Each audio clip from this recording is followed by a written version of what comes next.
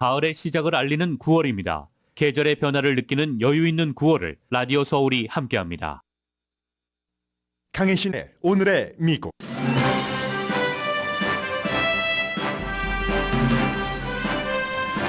오늘은 9.11 테러가 발생한 지 22년 되는 날로 뉴욕과 국방부 등 각 지역과 각 지점에서 그날의 일을 되새기고 있습니다. 김정은 국무위원장이 러시아로 향하고 있다고 클렘린이 확인했고, 김정은 위원장과 푸틴 러시아 대통령의 회담은 빠르면 현지 시간 화요일, 미국 시간으로 오늘이 될 수도 있습니다. 북한은 러시아에 우크라이나에서 쓸 재래식 무기를 주고 러시아는 북한에 최첨단 무기를 주는 군사협정을 한미일 모두 우려합니다. 미국과 베트남은 바이든 대통령의 하노이 방문에서 포괄적 전략 파트너라는 최고의 외교 관계를 수립했고 경제 계약을 맺었습니다. 바이든 대통령은 냉전이라는 중국의 비난을 부정했습니다.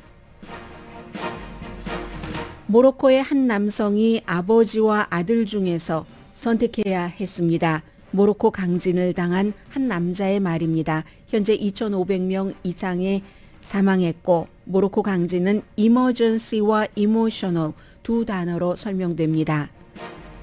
트럼프 전 대통령은 연방 대법원의 낙태 판결이 공화당의 정치 대가를 치르게 할 수 있다고 말했습니다. 그러나 판결은 지지한다고도 했습니다. 뉴멕시코 주지사가 어린이 총격 사건 피해자가 늘어나면서 총기 규제 긴급 행정명령을 내렸습니다. 그러자 총기 권리 그룹이 주지사를 곧바로 고소했습니다. 애플이 내일 새로운 아이폰 모델을 발표합니다. 가장 큰 변화는 카메라와 충전으로 알려졌습니다. 여러분 안녕하십니까? 오늘의 미국 강혜신입니다. 매년 9월 11일이면 미국에서는 2001년 이후 2002년부터겠죠. 정확하게 사건이 2001년 9월 11일 테러였었기 때문에 늘 이제 이 시간이 되면은 많은 기념이라기보다도 그날을 생각을 하고 앞으로 이런 일들을 어떻게 막을 수 있을까 하는 일들이 당연히 이제 사건 현장인 뉴욕에서부터 국방부 그리고 펜실베니아의 어느 지점에서도 있고 또 그것이 미국 전국적으로 퍼져서 로스앤젤레스를 포함한 많은 그 대도시에서도 9.11을 기억하자 하는 일이 있습니다. 제가 이제 2002년부터 지금까지 늘 9월 11일에 방송을 했습니다. 하루도 빠지지 않고 점점 시간이 흘러갈수록 느껴지는 변화는 처음에 이제 첫 번째 해에는 어린아이들이 많았습니다. 그 9.11 사태로 인해서 세 군데 지점에서 숨진 그런 분들의 이름을 부를 때 어린아이들이 많았는데 이제 22년이나 지나서 어린아이들이 별로 없다는 거. 지금 나오는 어린아이들은 이제는 뭐 손주라던가 이렇게 되지 그 사고로 숨진 부모의 자녀는 아니라는 것이요. 그러나 이제 미국은 22년 계속 이런 일들을 하면서 그 이후에 뭐 아프가니스탄이라든가 이라크 등에서 테러와의 전쟁을 하고 있잖아요. 테러를 막아야 된다고 하면서 오늘도 이런 일들 하루 종일 이어질 겁니다. 자, 이름을 부르고 Christian Adams.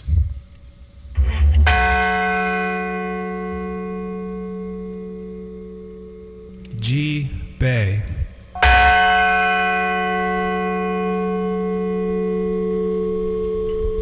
Todd M. Beamer.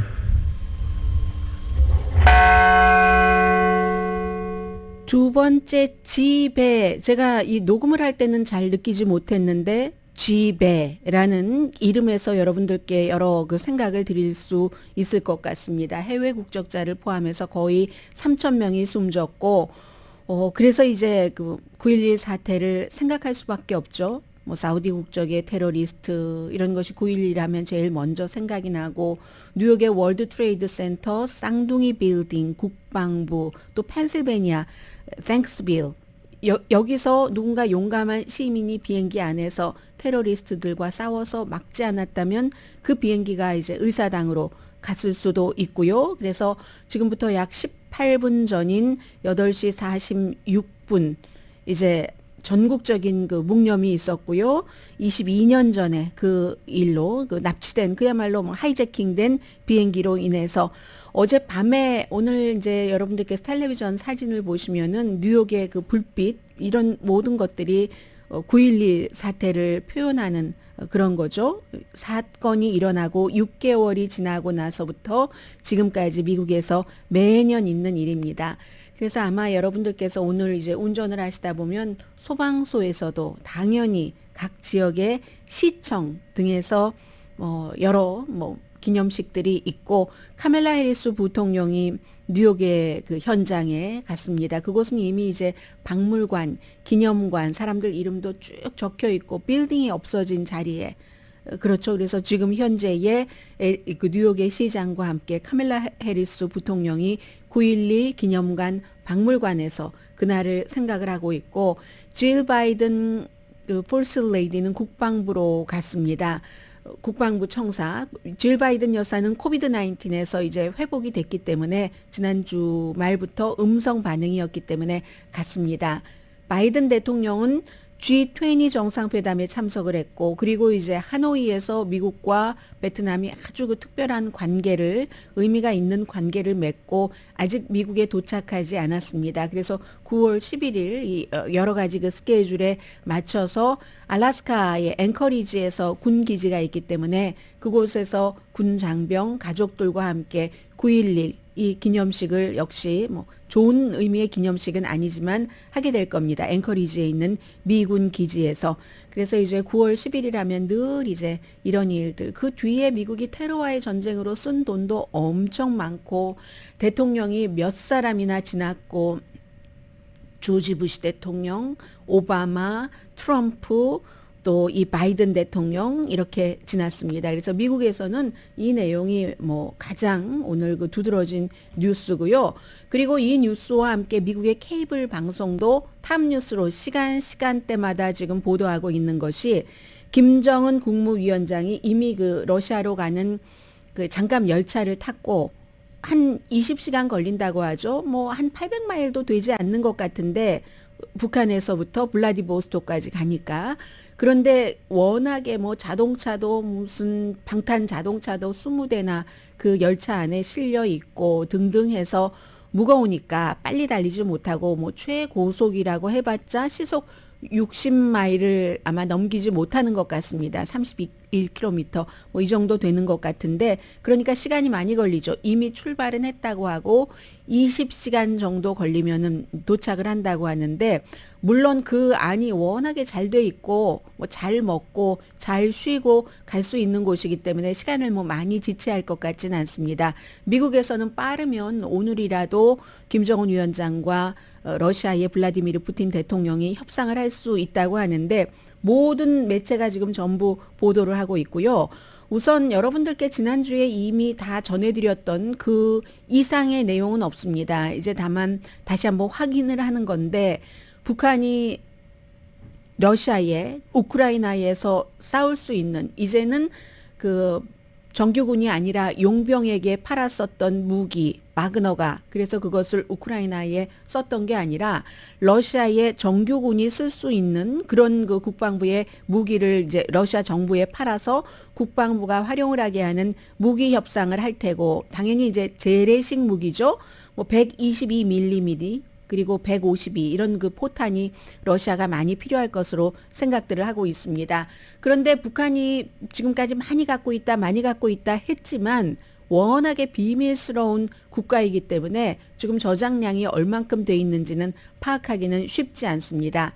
이렇게 북한이 러시아에 재래식 무기를 주면은 러시아는 이제 그 북한의 최첨단 테크놀로지 지난 그 북한이 몇 개월 동안 2번이나 실패를 했었던 잠수함 테크놀로지라든가 이런 그 테크놀로지를 주는 군사 그 협상이라는 거죠. 지금 for Pyongyang, they could get, for example, satellite knowledge and technology. 위성 난리죠. Russia, they have tried a couple of times in the past few months to put a military satellite up into space and have failed. They could also get nuclear submarine technology from Russia as well. 핵 잠수함 테크놀로지도 러시아로부터 가져갈 수 있고 당연히 한국과 미국, 일본이 다 싫어하는 겁니다. 이건 이제 군사적인 것이고 정치적인 야망도 있다라고 얘기를 했습니다.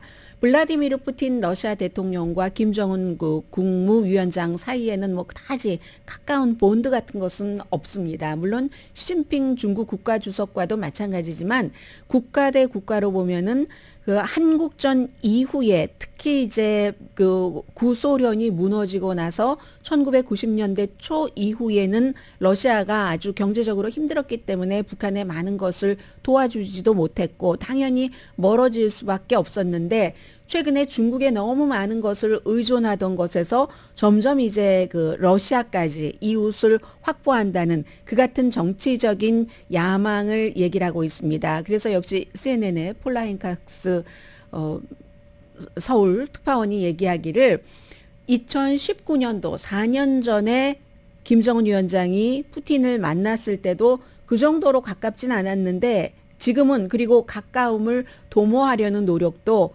지금이 훨씬 강하다 하는 얘기를 하고 있습니다. Kim Jong-un's political ambitions. He is pushing closer to Russia, a country that he was not particularly close to for much of his reign. In fact, he met Vladimir Putin for the first time and the last back in 2019. He has been far closer to China, but we have seen over recent months this relationship. 네, 그 같은 이제 정치적인 야망에 의해서 러시아와도 더 가깝게 지내고 싶다는 것은 이미 7월 달에 러시아의 그 국방장관을 초대를 해서 충분히 레드카펫 깔아줬다는 그런 얘기들도 했고요. 그리고 또 이제 국제 무슨 외교 전문가라고 할 수 있는 릭 로버슨도 얘기를 합니다. 블라디미르 푸틴 그 러시아 대통령이 G20 스킵했고요. 뭐 스킵할 수밖에 없어서 스킵했지만 그리고 김정은 위원장을 초대를 했잖아요. 예상보다 지금 우크라이나 전쟁이 굉장히 길어지고 있습니다. 그런데 북한이 다른 매체가 지적하는 것과 똑같죠. 지금 우크라이나 전쟁을 치를 때 러시아가 쓰고 있는 무기가 북한이 갖고 있는 재래식 무기와 비슷하기 때문에 너무나 필요한 것이라는 거죠. 북한의 무기가. Kim Jong-un in North Korea uses similar types of weapon systems, similar caliber weapons. Indeed, they're interoperable, Soviet-era type weapons. So they're connected by a railway network. 네, 그러니까 이제 뭐가 맞아 들어갑니다. 그래서 러시아로서는 중국으로서는 어떠한 뭐 예를 들어 핵 기술을 북한에 준다던가 하는 것이 지정학적으로 워낙에 또 사람들이 왔다 갔다 많이 하고 또 북한이 만약에 어떤 핵무기를 썼을 때 미국을 향해서 북한에 대한 미국의 보복, 그 이후에 탈북, 그게 이제 중국의 국경에 굉장한 영향을 미치기 때문에 중국으로서는 북한의 핵 개발이 무조건 하세요. 할 수만은 없지만 러시아는 조금 중국과는 사정도 다르고 지금 너무 필요하기 때문에 무기가 테크놀로지를 이런 핵 테크놀로지를 주더라도 블라디미르 푸틴으로서는 우크라이나 전쟁에서 뭐 쉽게 이기지 못하고 있잖아요. 며칠 만에 다 그냥 장악할 것이다 했는데 지금 거의 18개월 정도가 지나고 있는데 그래서 핵 테크놀로지를 주더라도 우크라이나 전쟁에서 이겨야지 정치적으로 내가 산다 하는 것이 푸틴의 계산이라는 Putin, 얘기입니다. if he can do this deal with Kim Jong-un, can potentially get the type of armaments he needs to keep the fight going, stop him losing ground in the places that he's losing ground. It's an existential threat for him. So there's a huge amount at stake and hence therefore the concern about the technologies he might give up in order to acquire the weapons for this battlefield. 네, 참 묘하죠. 재래식 무기와 최첨단 군사 기술을 바꾸는 겁니다. 지금 김정은 국무위원장과 블라디미르 푸틴 대통령이 오늘 내일 사이에 하려고 하는 그런 협정이 결국은 딱 맞잖아요. 서로의 뜻이 딱 맞는데 문제는 값이죠. 적절한 값을 서로 쳐줄 수 있는가. 그것만이 지금 협상에서 구체적으로 해야지 될 부분 같아 보입니다.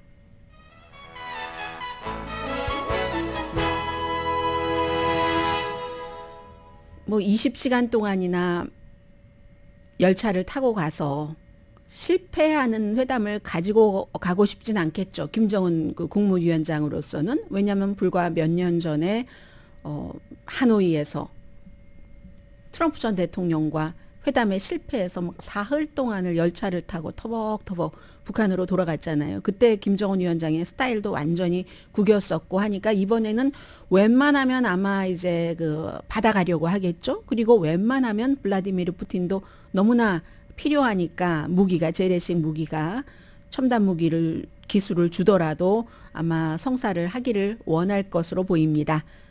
오늘의 미국은 전문가가 추천하는 이민법, 가정법 전문 재인정 종합법률 사무소, 총 20억 달러 승소, 교통사고와 상해 전문 브라이언 타필라와 세이지 변호사 그룹, 코지다운 갤럭시 이불은 잠이 솔솔 오게 하는 기능성 거위털 이불로 독일과 함께 생산합니다. 코지다운 갤럭시 이불 공동 후원입니다. 잠시 뒤에는 제가 그 바이든 대통령이 베트남에서 하노이에서의 회담, G20 정상회담을 이제 아웃라인만 이것이 뭐였고 또 무엇을 서로 의미 있는 결과가 있었는가 정도만 전해드릴 텐데요. 이 두 군데의 그 바이든 대통령의 방문, 정상회담에서 마지막 마무리가 공통점이 있더군요. 잠시 뒤에 전해드립니다.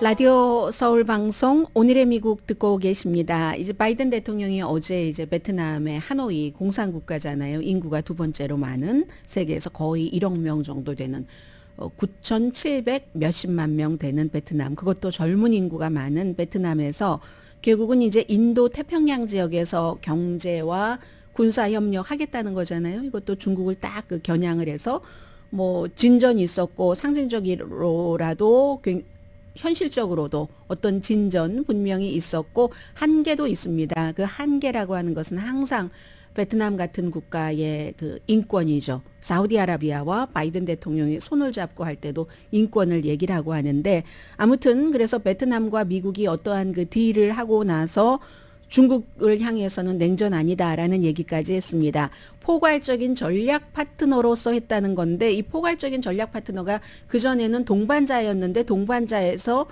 포괄적인 동반자에서 포괄적인 전략 파트너. 전략하면은 이제 당연히 군사 여러 가지도 포함이 되잖아요. 이게 지금 베트남으로서는 중국, 러시아, 인도, 한국과만 맺었습니다. 그 미국이 5번째인 거죠. 그래서 미국의 대통령으로서도 이제 5번째 대통령 방문이 되는 거고요. 경제와 안보 협력 다 했는데 하노이 같은 경우는 당연히 그런 그 성향으로 정치적인 성격으로 중국과 러시아와 오랜 동안 가깝죠. 가까운데 그런 지역에서 미국과 중국, 러시아와도 똑같은 타입의 포괄적인 전략 파트너라는 것을 성립했다는 것이 그 아시아 지역에서 중국의 영향력이 확대되는 것을 막고 미국이 딱 뭔가를 그 자리에 들어갈 수 있는 그 점에서 굉장히 중요하고요. 어떤 분들은 아니 미국이 베트남에 줄 게 없는데 베트남이 뭘 해줬겠어 하는데 아닙니다. 있습니다. 베트남도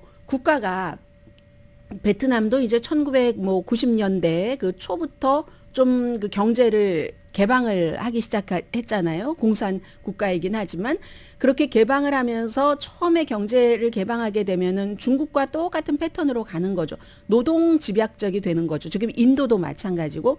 그런데 노동 집약만 가지고는 정말 별로 이윤이 안 남잖아요. 조금 더 발전하고 싶어 합니다. 그런 때 미국이 중국의 공급망 이런 것을 신경 쓰니까 베트남 쪽으로 가고 이미 그 인텔 같은 곳이 베트남에 15억 달러 정도를 투자를 하고 한국의 삼성과 마찬가지예요. 이렇게 중국에서부터 베트남, 인도 쪽으로 워낙에 그 젊은 일할 만한 인구도 싼 노동력에 쓸 수 있으니까 미국도 지금 그렇게 하고요. 그래서 이번에 양자 컴퓨팅 그리고 AI, 인공지능, 고급 칩 이런 첨단 기술 분야에 대한 어떤 협상 같은 것을 이뤄냈습니다. 이게 이제 바로 베트남에는 플러스가 되는 거죠. 계속 사람들 노동력만 갖고 먹고 살다가는 발전이 없기 때문에 그리고 이제 러시아로부터 무기를 많이 수입을 했는데 이것도 대안이 되고요. 이미 중국이 이제 그 남중국해에서의 그 문제는 많은 나라가 걸려 있습니다. 일본, 뭐 필리핀, 베트남도 마찬가지로. 중국이 이제 베트남 해역까지 들어와서 어떤 때는 베트남 어선 같은 것을 굉장히 그 위협하고 하는데 여기에 무슨 그 해양에서 뭔가를 감시하고 뭐 다짐을 할 수 있는 그런 무기도 미국이 이미 팔기 시작했고요. 그래서 이제 베트남으로서는 한국과 또 비슷한 입장이 있는 겁니다. 지금까지는 중국에서부터 물건을 막 수입하고 하는 무역 거래가 워낙 많으니까 중국을 함부로 할 수가 없어요. 베트남도. 그래서 중국을 막 안심을 시키죠. 아, 우리 뭐 베트남에 중국이 중요한데 뭐 이러이러한 일로 미국과 어느 정도 뭐 협상을 해야지 되고 하니까 중국도 굉장히 싫어하면서도 어떻게 못합니다. 미국을 향해서만 욕하는 거예요. 신냉전을 미국이 만들어 간다고. 중국이 왜 아무 말 못하냐? 이것도 한국과 비슷합니다. 한국만 중국에 수출을 엄청 많이 하는 게 아니라 중국도 한국에 수출을 하고 그리고 중국 사람도 한국에 관광을 오고 싶어 하고 마찬가지로 아센 그 국가들 가운데서 중국이 가장 많이 수출하는 국가가 베트남입니다. 그러니까 중국도 어쩔 수 없는 거고 그런데 이제 중국이 계속 예전에는 안에서 다지기만 하다가 밖으로 나가려고 하면서 해양 뭐 쭉 펼치고 나가려고 하면서 나라들과 자꾸만 싸우고 있잖아요. 그러니까 미국은 그 틈을 타서 호주와도 어떤 뭐 핵 잠수함 뭐 기술 이런 것까지도 미래에 호주가 바라볼 수 있는 그런 협상을 한다던가 필리핀과도 또 그 기지에 미군들이 더 많이 그 액세스할 수 있도록 해준다던가 이번에 베트남도 마찬가지고 그보다 더 중요한 것은 한국과 일본이 어느 정도의 과거사를 뒤로 하고 미국과 함께 군사 동맹 같은 것을 새로운 3자 파트너를 맺는 거잖아요. 그래서 어떤 사람은 중국이 자살 행위해서 그렇다. 이 남중국해 문제, 다른 나라들을 막 괴롭히고 이러는 것 그렇기 때문에 다른 나라들이 이렇게 갈 수 있는 여지를 준다고도 얘기를 합니다. 그런데요.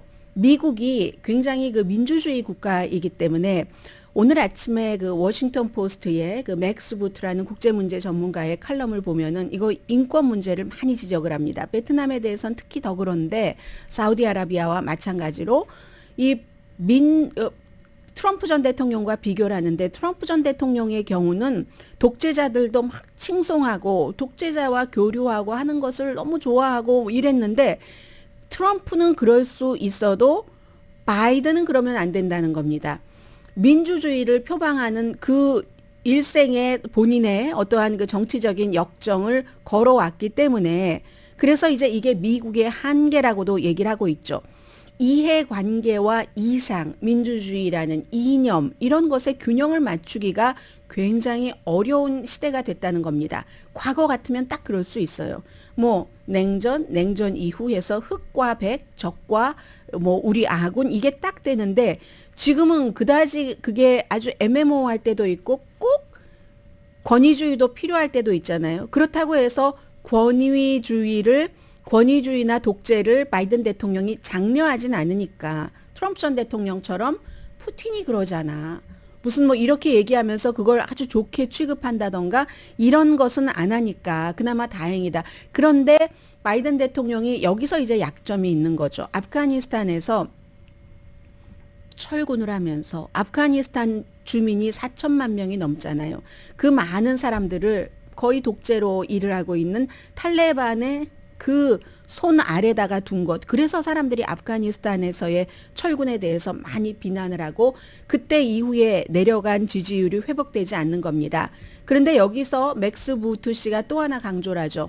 이게 사실은 트럼프 전 대통령 때 시작된 것이고 맞습니다. 탈레반과 사람들이 그렇게 반대하는데도 뭐 캠프 데이비드 같은 데서 협상을 했잖아요. 트럼프 전 대통령이. 그것을 미국이 이제 뭐 바이든 대통령도 그래야지 된다고 생각을 했기 때문에 그랬겠죠. 약속을 지키고 뭐 어떻게 하고 저렇게 하고 하는 그 과정에서 인권, 사우디아라비아도 마찬가지죠. 이번에 G20에서도 지난번에는 코비드 때 이렇게 팔꿈치로 악수했는데 이번엔 직접 모하메드 빈 살멘 MBS와 악수를 했잖아요. 인도의 나렌드라 모디 총리와도 같이 그러면서 이제 막 뭔가 기간 산업 얘기도 하고 했는데 현대에서는 완전히 그 자유주의적인 그런 민주주의적인 국가와만 이 일을 할 수 있다면 좋지만 그렇지만 그럴 수 없는 입장이라는 거죠. 다행히도 뭐 아주 권위주의인 국가의 대표가 중국과 러시아잖아요. 그런 중국과 러시아에 맞서서 미국이 설령 뭐 베트남이라 할지라도 사우디아라비아라 할지라도 어느 정도의 여지를 두면서 협력을 할 수 있는 그래서 다자주의를 만들어가는 것 세상의 변화에 따라서 그럴 수밖에 없는 것 같다. 더 큰 선을 보호하기 위해서 좀 작은 악 러시아나 중국처럼 뭐 이념으로 볼 때 큰 악은 아닌 작은 악과 공동의 대의를 만들어야지 된다. 사실은 이 점이 유럽에서 한번 러시아에 했다가 실패한 것이기도 해요. 러시아와 경제 협력을 하고 오일 그 같은 것 독일이 특히 강조를 했었죠. 그렇게 하면 러시아가 서구 쪽으로 점점 가까워지겠지 민주주의 쪽으로 했는데 아니 이게 웬걸. 러시아의 힘만 키워줬다 해서 지금의 우크라이나 전쟁에서는 절대로 여기서 양보하면 안 된다. 그럼 러시아가 또 다른 나라로 뭐 폴란드로 이렇게 쭉쭉 간다라고 생각을 하는 거잖아요. 그런데 사우디아라비아와 뭐 베트남 정도는 아직은 뭐 그렇게 해도 된다는 뭐 그런 계산이 있겠죠. 그리고 러시아의 경우를 충분히 교훈으로 삼았으니까 인권 개선이라는 게 미국이 세계를 이렇게 이끌어가는 국가로서 하기에 참 해야지 되는 건데 쉽지는 않다. 쉽지는 않지만 노력까지 포기해서는 안 된다. 이게 이제 오늘 그 맥스 부트 씨의 얘기고요. G20 정상회담에서도 뭐 G20니까 20개국이나 있고 하는데 이번 G20 정상회담에서는요. 한국 대통령과 일본 총리는 그다지 주목받지 못했습니다. 그래서 이제 중요한 사진들을 보면은 주목을 받았던 사람들이 그 MBS 사우디아라비아의 모하메드 빈 살멘 그리고 이제 그 브라질의 그 룰라 드 실바 대통령 당연히 나렌드라 모디 인도의 총리와 미국 대통령 뭐 유럽 연합 뭐 왜 최고 책임자 이런 사람들입니다. 그게 이제 인도가 미국의 인도 태평양 전략으로서도 너무 중요하고 러시아와 균형을 맞춰주는데도 인도가 중요하니까 인도 쪽으로 유럽 뭐 중동에서 인도 쪽으로 쭉 이렇게 물류 같은 것이 연결되도록 하는 것 이런 회담 같은 것도 했고요. 그리고는 이제 기본적으로 G20 국가가 전 세계 인구의 85%와 무역의 85%, 또 경제의 85%를 차지하고 있기 때문에 그들 나라들의 어떤 그 경제와 안보 같은 회의를 공통적으로 좀 잘하게 한다 하는데 보통 이제 의장국이 이 안건을 정하기 때문에 주로 그래서 다른 나라와 협약을 해서 그래서 인도에서는 좀 그다지 잘 살지 않는 나라에 대한 경제적인 지원 같은 것 강조해 주길 원했고요. 그리고 또 뭐 너무 못 사는 나라는 빚을 좀 부분적으로 탕감해 주자. 이런 것이 중요한 이슈였고 또 하나는 모든 나라들이 다 미국과 의견 일치를 보지 않습니다. 브라질도 있고 사우디아라비아도 있고 러시아와 친한 국가, 중국과 친한 국가들도 있기 때문에 그래서 이게 러시아 블라디미르 푸틴 대통령에 대해서 우크라이나를 침공했다고 강하게 비난하는 거 이런 것 하지 않았습니다.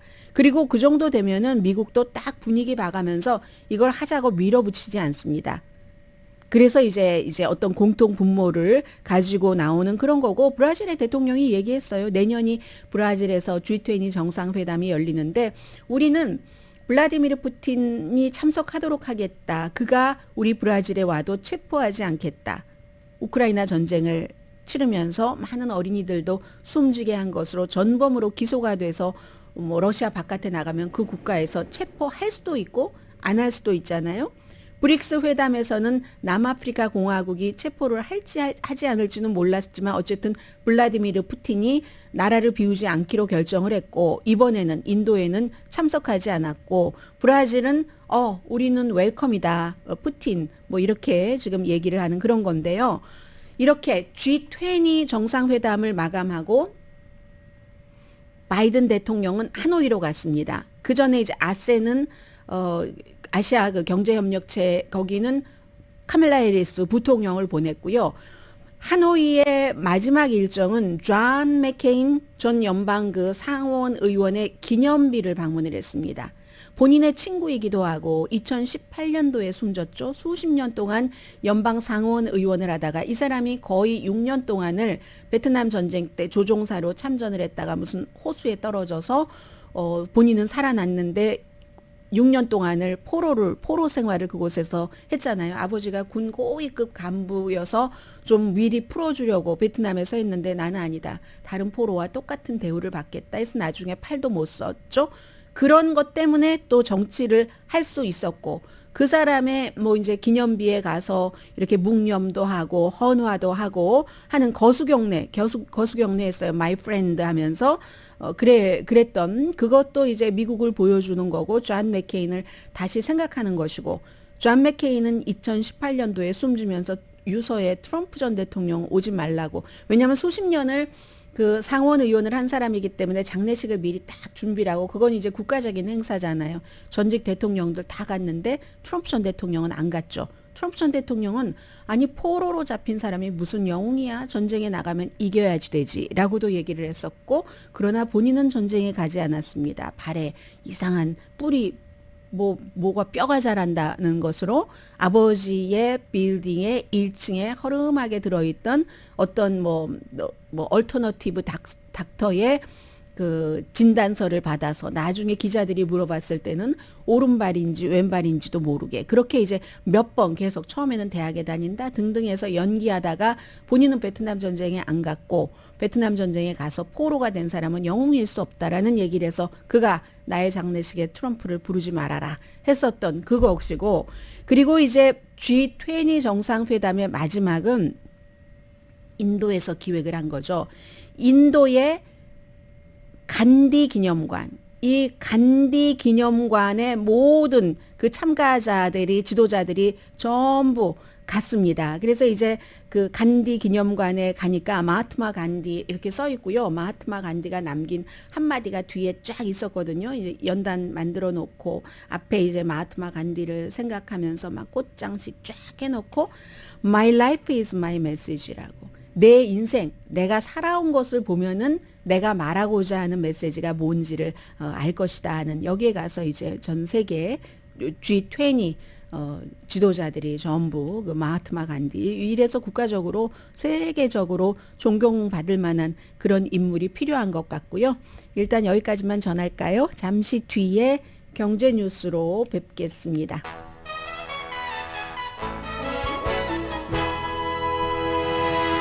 라디오 서울 방송 오늘의 미국 듣고 계십니다. 네, 이제 미국 9월 30일이면은 그 연방 회기 연도는 끝나잖아요. 그런데 공화당이 강성은 연방 정부 문 닫아도 우리가 그 원하는 만큼의 어떤 그 예산안 받지 못하면 그냥 셧다운 하지 지금 그런 분위기거든요. 거의. 그리고 바이든 대통령 아들 문제와 관련해서 탄핵 여기에 신경 쓴다는 그런 부분이 있고요.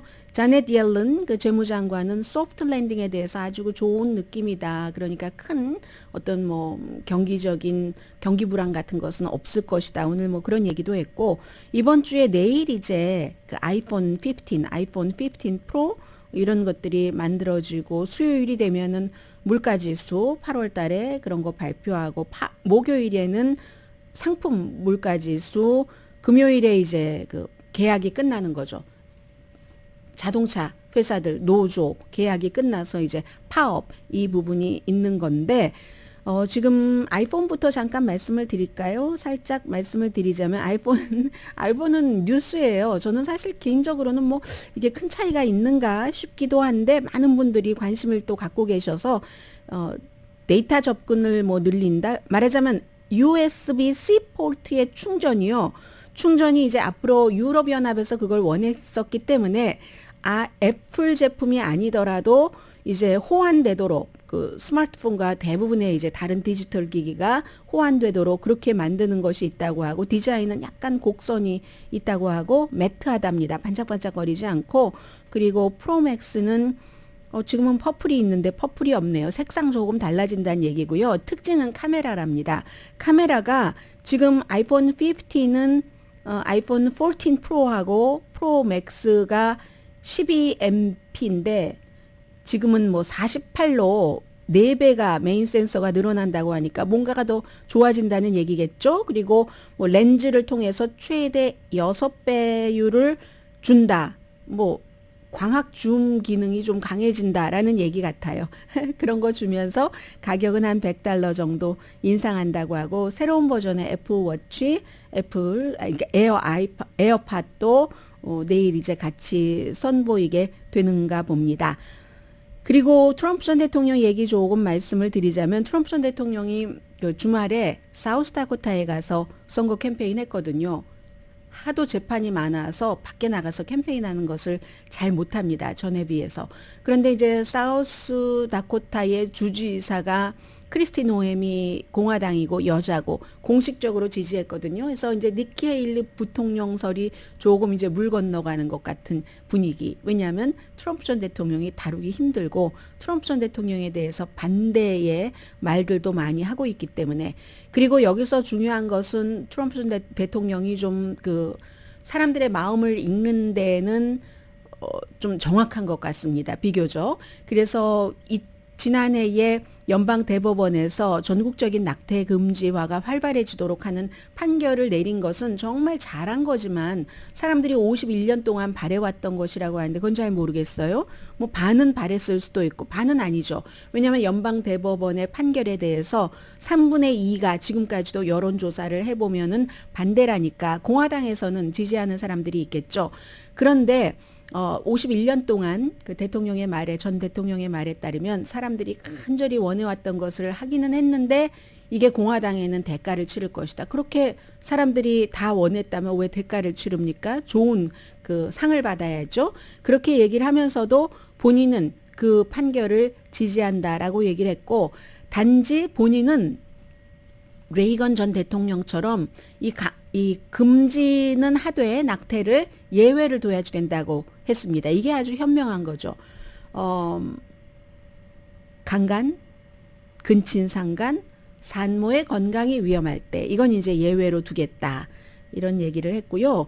민주당의 투표율이 높아질 수 있죠. 이게 여성들은 이 낙태 문제가 나를 투표장에 가게 하는데 40% 어떤 에너지를 줬다라고 얘기를 하고 있거든요. 그런 것. 그리고 또 이제 코비드 변이가 요즘 많이 나오는데 만약에 내년에 코비드 변이가 더 활발해진다면 사람들은 우편 투표를 더 많이 하게 될 겁니다. 그렇게 되는 경우는 민주당에게 유리한 거죠. 공화당도 이 정도 되면은 우편 투표하라고 사람들에게 이제 캠페인을 하지 않을까 지금 그런 생각을 하고 있고요. 한 가지 더 말씀드리자면은 뉴멕시코 주지사가 지난 주말에 있었던 일이에요. 뉴멕시코는 공화당이 소수입니다. 여기에 이제 그 전 주지사가 빌 리처슨이 뭐 70대에 숨져서 저도 좀 놀랐는데 주지사였었던 곳이 뉴멕시코잖아요. 총기 규제에 대해서 긴급 행정명령을 내렸습니다. 그러자 바로 이제 총기 권리를 주장하는 사람들이 주지사를 고소했거든요. 그리고 당도 고소한다고 하고 미셸 루잔 그리셴이라는 민주당의 여자 주지사입니다. 30일 동안은 공공장소에서 총기 소지하는 것을 중단한다는 행정명령을 내렸습니다. 이 일이 왜 그러냐면은 11살 소년이 뭐 리틀리그 그 야구 게임하고 집으로 가던 중에 총에 맞아 숨지고 4살 소녀가 침대에서 모비로 숨지고 또 무슨 소녀가 그랬고 또 무슬림을 딱 겨냥을 해서 총격 사건이 일어났고 특히 특정 지역에서 그렇기 때문에 이 행정명령도 엘버커크주의 엘버커크의 그 버나리오 카운티에서 30일 동안 그렇게 한다 했더니 이건 말도 되지 않는다. 뭐 늘 하는 얘기 있잖아요. 총이 무슨 잘못이냐 하면서 주지사를 고소를 했고 주지사는 좀 30일 동안 토론을 해보자. 뉴멕시코 주민의 안전을 위해서.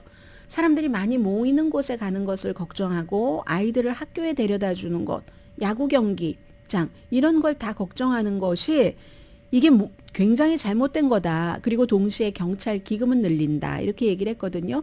그런데 이제 이게 어떻게 될지 모르겠어요. 그리고 뉴멕시코주에서 일어난 일이지만 그 공화당의 대선 후보인 론 디센티스 플로리다 주지사 당장 비난했죠. 수정헌법 2조를 위반하는 거다. 역시 공화당이 요즘 인기 있는 후보인 비벡 라마스와미도 국경 보호나 잘해라. 총기 규제하지 말고 이런 얘기를 했고요. 뉴멕시코 공화당도 소수인데 지금 위헌이다 하면서 소송을 준비하고 있습니다. 잠시 뒤에 모로코 지진에서 제가 emergency라는 단어와 emotional이라는 단어를 말씀드렸는데 그 스토리 전해드립니다.